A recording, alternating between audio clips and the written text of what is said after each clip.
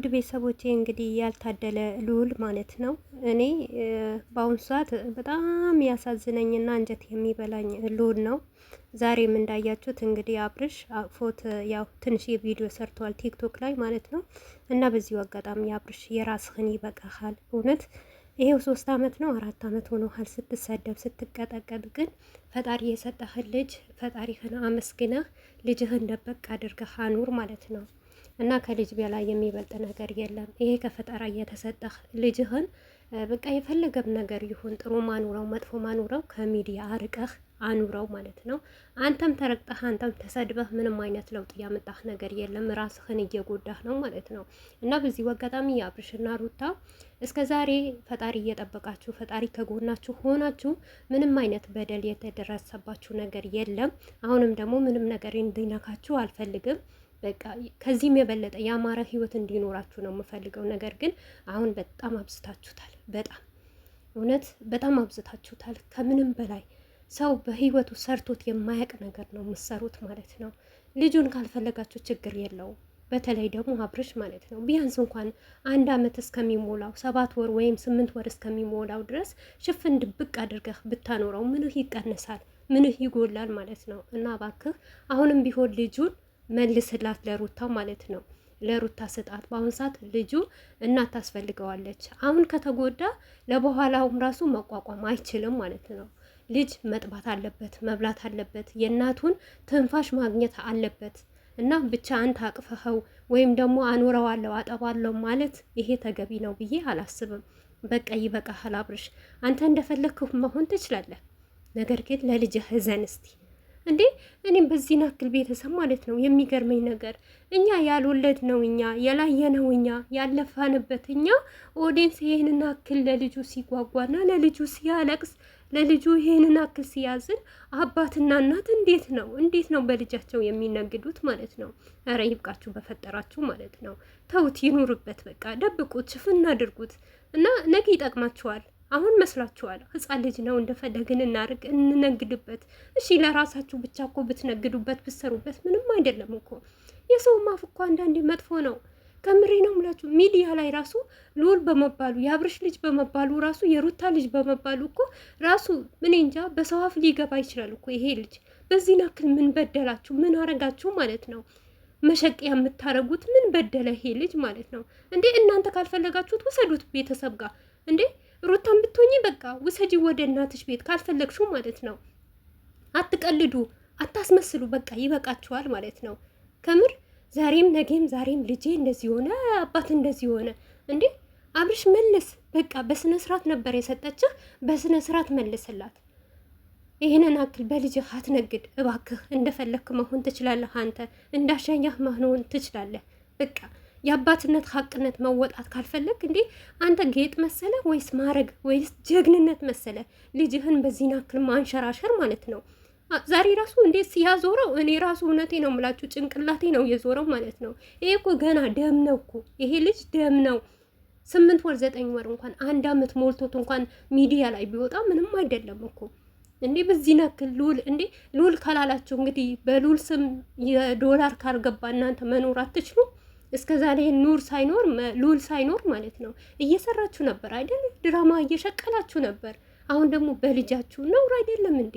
እውነት አንዳንዴ ብቻ ለብርና ለመኖር ሰው ምን ያመጣል እንደፈለኩ መሆን እችላለሁ መብቴ ነው ማንም አያስገድድኝም ማለት ሳይሆን የሆነ አንዳንዴ ነውር የሆነ ነገር ልመድ። አብርሽ በተለይ ማለት ነው። እስቲ አንተ ጓደኞች በልጃቸው ብዙ ዩቱበሮች አሉ። ከምሬ ነው የምላችሁ። እስቲ ዞረህ ዩቱበሮች ማለት ነው ልጃቸው አንድ ቀን አውጥተው አደባባይ እንደዚህ ሰጥተው አያውቁም። እንዲህ ያናንተ እኮ ጠና አመት በሙሉ ድራማ፣ አመት በሙሉ ውሸት። አሁን ደግሞ በቃ ብላችሁ አይዲያ ስታጡ ማለት ነው አይዲያ ሁሉም ነገር ሽፍፍን ሲልባችሁ ሰው ሲነቃ ማለት ነው። አሁን ደግሞ በልጅህ መነገድ መጣ እንዴ? እያዞርክ ለሰው መነገጃ ለምንድን ነው የምታደርገው አብርሽ? እኔ ያልገባኝ ነገር ማለት ነው እንዴ ይሄ አብርሽ እኔ የማውቀው የድሮ አብርሽ አይደለም። ለሰው ልጅ የሚሳሳው ለሰው ልጅ መልካም የሚሆን ለሰው ልጅ ጥሩ የሚሆን ልጅ ዛሬ በልጁ ላይ ክፋት ሲሰራ እስቲ አስቡት እናንተ ማለት ነው።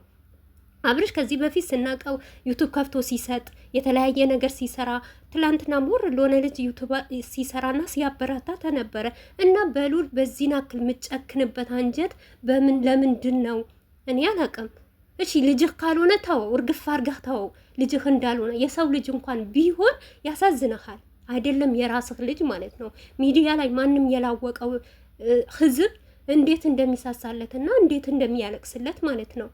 አረ በፈጠራችሁ እውነት በጣም ያስጠላል፣ በጣም ይደብራል።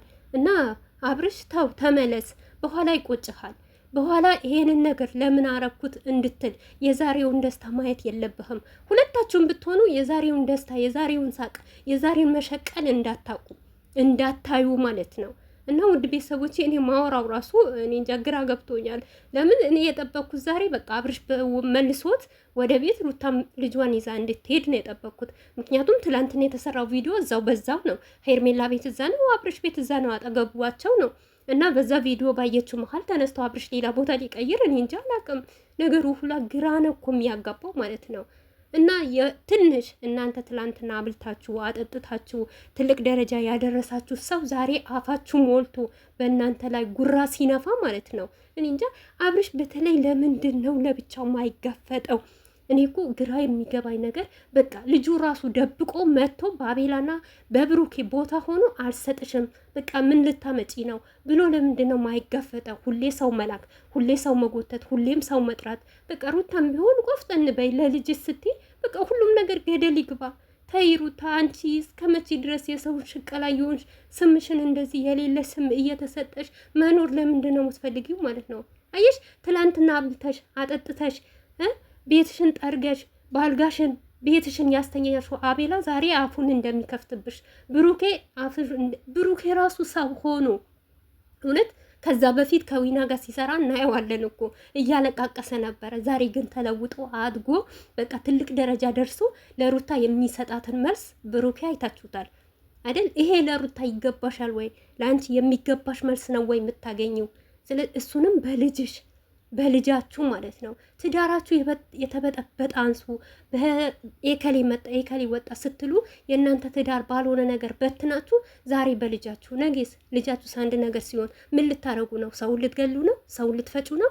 ወይስ ምን አይነት ውሳኔ ይዛችሁ ነው የምትጓዙት ማለት ነው? የፈለገም ነገር ይሁን በልጃችሁ አትቀልዱ። በቃ ልጃችሁ ፈጣሪ የሰጣችሁ ስጦታ ነው። ድብቅ ሽፍን አድርጋችሁ አሳድጉ።